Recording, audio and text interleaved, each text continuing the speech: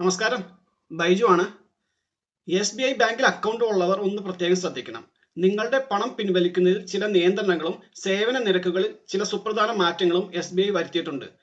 Actually ഇന്നത് എൻ്റെ മൂന്നാമത്തെ വീഡിയോ ആണ്.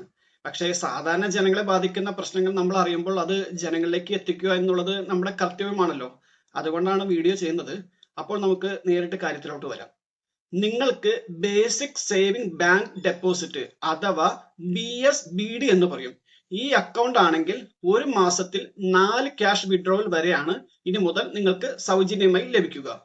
ഈ 4 ഇടപാടുകൾ കഴിഞ്ഞാൽ അധികമായി നടത്തുന്ന ഓരോ ക്യാഷ് വിഡ്രോവലിനും 15 രൂപയും അതുകൂടാതെ GSTയും ഈടാക്കുന്ന വ്യവസ്ഥയാണ് SBIയുടെ ഔദ്യോഗിക സർവീസ് ചാർജ് രേഖയിൽ ഇപ്പോൾ പറയുന്നത്. ATM മാത്രമല്ല, ബ്രാഞ്ച് വിഡ്രോവൽ, മറ്റ് ബാങ്കുകളുടെ ATM ഉപയോഗിക്കൽ, micro ATM, CSB cash withdrawal തുടങ്ങിയവയും ഈ 4 സൗജന്യ വിഡ്രോവൽസിന്റെ പരിധിയിൽ വരുന്നതായി SBI വ്യക്തമാക്കുന്നുണ്ട്. BSBDയുടെ അക്കൗണ്ട് എന്താണെന്ന് ഞാൻ വിശദീകരിച്ച് പറയാം. ഇതിനെക്കുറിച്ച് അറിയാത്തവർക്ക് വേണ്ടിയിട്ട് മാത്രമാണ്.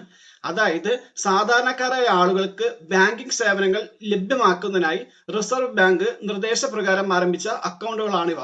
ഈ അക്കൗണ്ട് ഉടമകൾക്ക് സീറോ ബാലൻസ് സൗകര്യം ലഭിക്കും, എന്നാൽ അവർക്ക് ചെക്ക് ബുക്ക് ഉണ്ടാകില്ല. കൂടാതെ ഈ അക്കൗണ്ട് ഉള്ളവർക്ക് പണം പിൻവലിക്കാൻ ATM കാർഡോ വിഡ്രോവൽ ഫോമോ ഉപയോഗിക്കേണ്ടതായും വരും.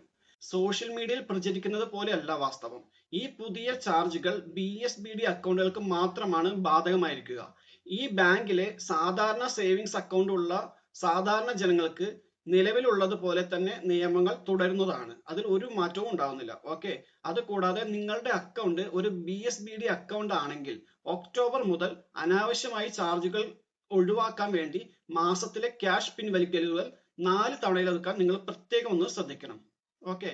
അപ്പോൾ ഇതാണ് നമുക്ക് ഇതുവരെ അറിഞ്ഞതിൽ വെച്ചിട്ട് ഏറ്റവും സത്യസന്ധമായ വിവരം. ഈ വിവരം നിങ്ങൾക്ക് ഉപകാരപ്പെട്ടെങ്കിൽ SBI അക്കൗണ്ട് ഉള്ളവർക്ക് ഒന്ന് ഷെയർ ചെയ്യാൻ നിങ്ങൾ മടിക്കരുത്. അതുകൂടാതെ വീഡിയോ ഇഷ്ടപ്പെട്ടാൽ ഒന്ന് ലൈക്ക് ചെയ്യാനും ഇതുപോലെയുള്ള ഇൻഫർമേറ്റീവ് ആയിട്ടുള്ള കാര്യങ്ങൾക്ക് വേണ്ടിയിട്ട് ഈ ചാനൽ ഒന്ന് സബ്സ്ക്രൈബ് ചെയ്യുന്ന കാര്യം ഒന്ന് പരിഗണിക്കണം. അപ്പോൾ നമുക്ക് മറ്റൊരു വീഡിയോയുമായി പിന്നീട് കാണാം. നന്ദി, നമസ്കാരം.